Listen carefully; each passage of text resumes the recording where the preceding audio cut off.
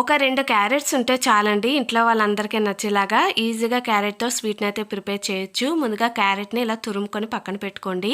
ఒక స్పూన్ నెయ్యిలో తురుముకున్న క్యారెట్‌ని అయితే చక్కగా పచ్చివాసన పోయేంత వరకు వేగించుకున్న తర్వాత 2 స్పూన్ల చక్కెరని వేసుకొని ఆ చక్కెర మొత్తం కరిగి కొంచెం దగ్గరగా అయ్యేంత వరకు ఉడికించుకొని సైడ్‌కి పెట్టుకోండి.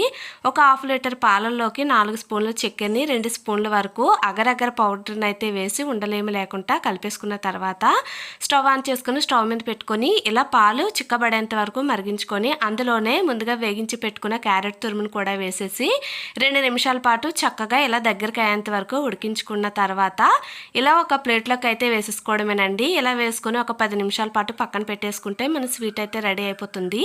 గట్టిగా అయిన తర్వాత చిన్న చిన్న పీసెస్గా మీకు నచ్చిన షేప్లో కట్ చేసుకొని ఒక్కసారి ట్రై చేయండి. చాలా అంటే చాలా బాగుంటుంది.